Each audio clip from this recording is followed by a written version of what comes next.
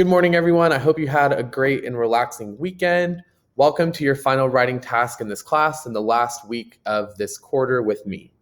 So, as we've discussed, this whole unit was about the art of storytelling. What makes an effective creative story? We've looked at plot, we've looked at the elements of plot, we've looked at characterization and how characters drive a story forward and advance the plot. We've looked at the different conflicts, right, both internal and external.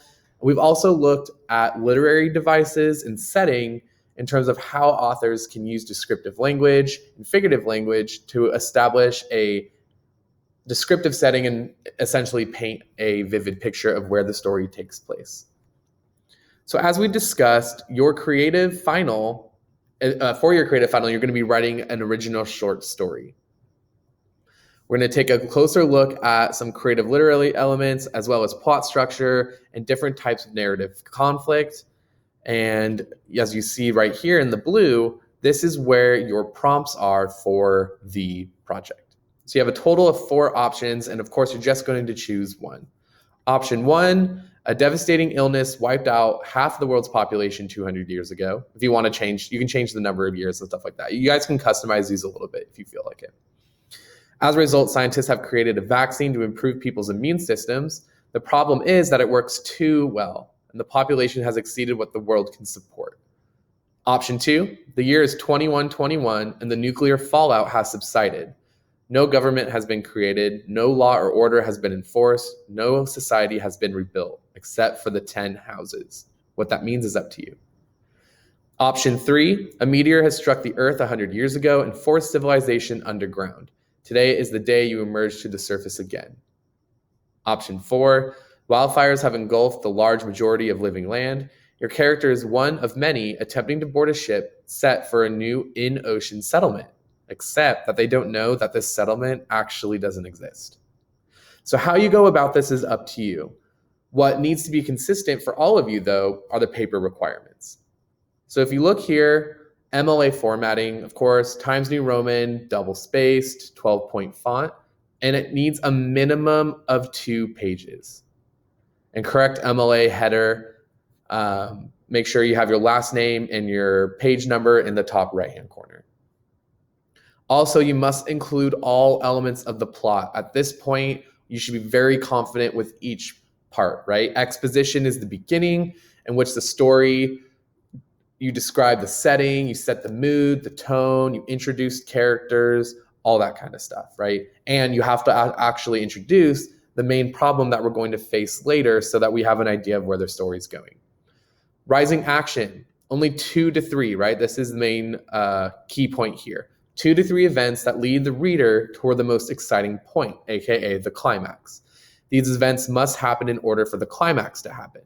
And remember, the rising action takes the form of conflict, right? They can just be little conflicts, maybe character versus character conflicts, some internal struggles, right? It's conflict that moves the story forward towards the climax, which is the big moment we've all been waiting for, the most exciting part of the story with the most suspense and the point of no return, right? At this point, a problem is big enough to present itself that the character cannot return to the safety of the beginning. After that, following action, what are the events at the end of the story? How do we ease the story into the resolution, right? And of course, the following action happens right after the climax. And the resolution, make sure to include a way that the character has changed, grown, or learned something. But remember, this does not have to be necessarily positive. If we remember A Sound of Thunder, Eccles changed in some way and he learned something, but he ultimately met his demise due to what happened to him.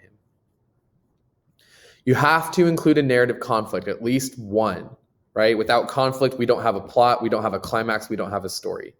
So you can choose character versus character, where the main character faces another person, character versus self, a form of internal struggle, emotional struggle, ethical struggle, choosing between 2 sides, 2 decisions, or character versus society. The main character faces a government, a group of people, or the laws that are enforced. So you can, of course, include more than one of these. However, you must include at least one. Also, Include literary devices, right? If you need a refresher on these, revisit that literary device first week folder under the Art of Storytelling tab.